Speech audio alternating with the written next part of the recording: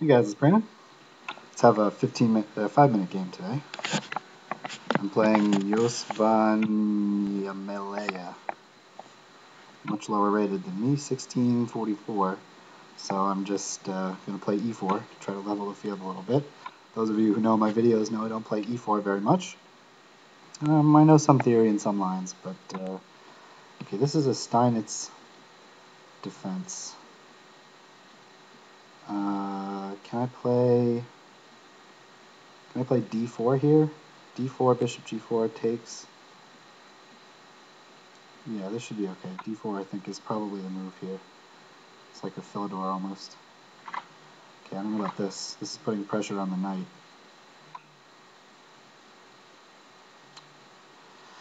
Alright, I can blow up his pawn structure by playing knight takes. And if he plays pawn takes, then I'll just go back. Bishop takes, I'll blow up the pawns. They're not, super weak or anything, but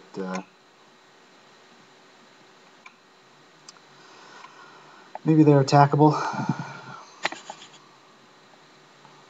at some point. So he has the b file, but why don't I play b6 and bishop b2, b3, bishop b2. And this bishop looks really nice on this diagonal pointing at his king. And then maybe I'll play knight d2. And I might have some ideas of attacking on the king side. Knight d2, knight f3, knight g4. Queen coming out. The bishop will be pointing here. Not sure.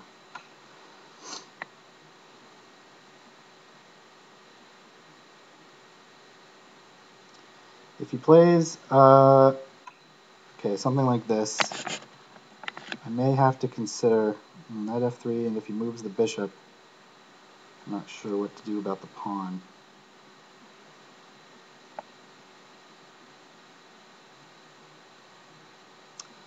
I may be able to take the knight or something, but that doesn't sit too well.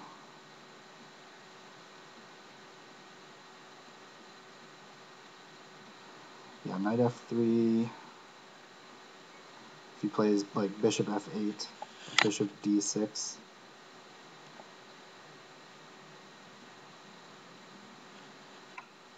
Maybe I could play e5 in that case. Maybe I'm threatening e5 anyway. e5 takes.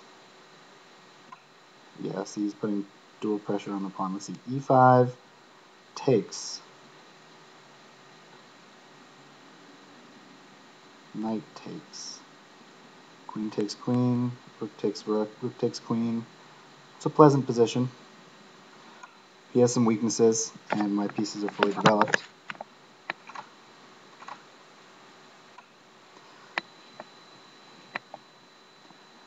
And he's got just these pawn weaknesses. These pawns are now isolated and doubled, and this pawn is also isolated. So even if the queens come off here, I just, and if he chooses to leave the queens, I can play stuff like queen. Okay, he didn't leave the queens. I'm threatening this pawn immediately now, actually. So he has to do something about that.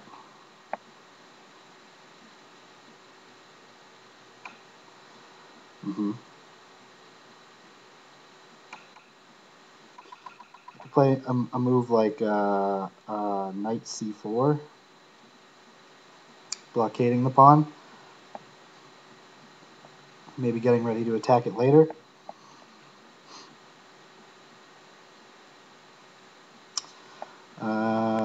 Let's see, knight c6. Rooks can't get onto the 7th. Yeah, I'll just play knight c4. It's a nice square for the knight.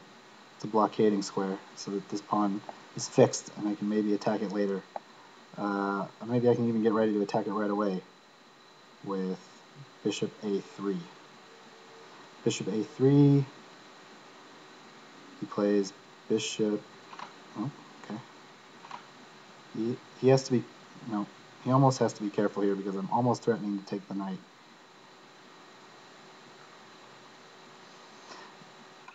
Yeah, but okay. I guess if I play bishop a3, he'll play bishop e7, bishop e7, and I don't really have more ways to pile up on the pawn. Yeah, I do. I can play rook to e5. I have to be a little bit careful about my back rank. So I'm thinking bishop e7, rook e5, knight. Then he's probably forced to play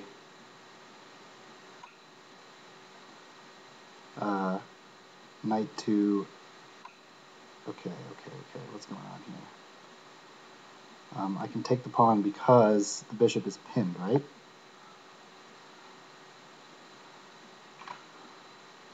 Bishop is pinned to the king, so he can't take my rook. I will have to make some space for my king on the back rank, though. After bishop takes bishop, rook takes bishop, he will play something like rook d6 or rook d8 or rook e8. Rook d8 probably. If he plays rook e8, yeah, rook d8. I can just play what? Should I? He'll get in on the 7th. All right, I'm going to play knight to e3, defending the mate on the back rank, and also defending the c-pawn. Well, I guess my rook is already defending the c-pawn. And, all right, so now he has another pawn to defend. I'll just give my king an escape square. And I think I'm threatening rook to a5. See, this is the problem. He has all these weaknesses that he can't really do much about. Am I scared of knight to d2 or rook to d2? I don't think so. I'll just go after this pawn.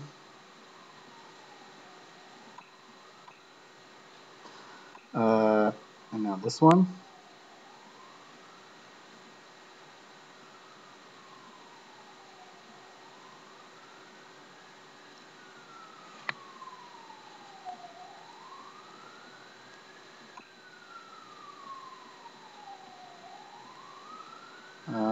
I'll just defend this pawn. Now he has to do something with this pawn, maybe rook here.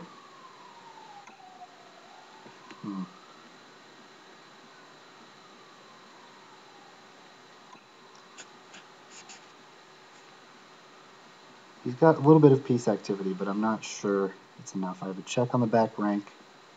I can threaten, I can play knight to, I don't, it doesn't scare me that much. I can play knight to f5, threatening checkmate, because the king won't have an escape square. In any case, this pawn is hanging, and his time is pretty low.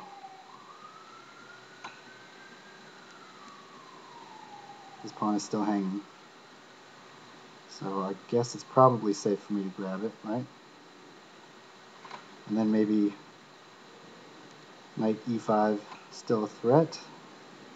Nope, now he's giving himself an escape square.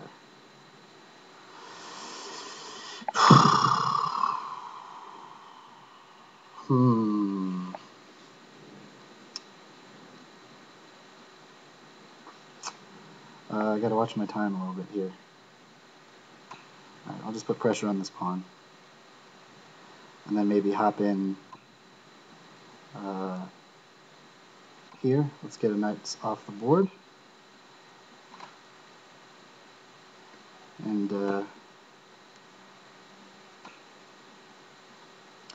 this should all be okay for me. I have plenty of time, and I'm just 2 pawns up in this rook endgame.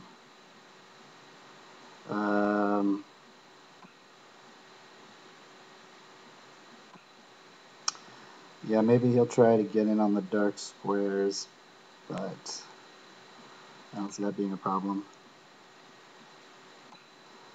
The king can't take anything here, so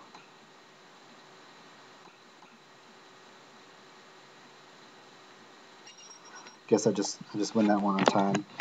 Yeah, it's still not easy because of the rook endgames are not easy to win. It would be easily winning if I could trade rooks somehow, like something like rook d5, rook b5, or something. You know, just trying to trade rooks. That would be a winning king and pawn endgame, but okay, not the most exciting game, but okay, so I'm not sure if I played this right. I don't think he should have. I guess e5 after takes. He's just got a lot of pawn weaknesses, and my play is just pretty easy. Um, I'll pause the game real quick and open this up with an engine, and we'll take a look. Okay, so I've got this game up, and I've got Rybka on. So I brought it to bishop d8. I thought this was probably the most interesting part, and Rybka likes e5, giving black a significant advantage. And then, yeah, I don't think knight takes e5, and it's just a pawn up for black, for white, because let's see, it's even pawns, but these pawns over here on the queen side are just so weak, you know. Okay, he played. Okay, computer likes knight c6. I played knight to c4 just to blockade. Exchanges. Okay, king f8, that was fine. It's saying I let some of my advantage slip away here. And now I'm down to only half a pawn advantage. Rook d8. Yeah, I would have had to give my king an escape square. This was just a blunder because I can take and the bishop is pinned. So I'm up a pawn here. And he played rook d8. Computer just likes giving me an escape square, but I just brought my knight back to cover it. And rook d7. Okay, it likes f2, f3 for some reason. I played h3 just to cover myself.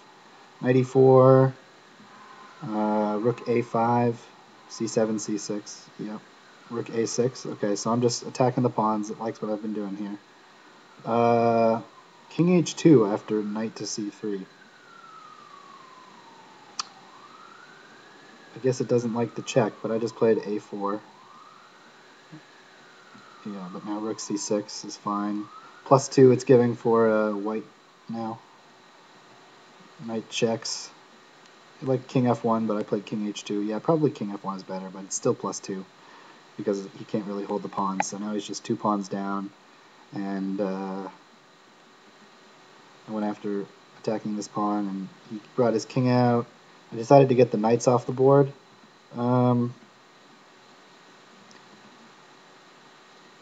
Rook b5, it said. Oh, okay, rook b5. Just it wants me to play rook b5 here, just trading the knights.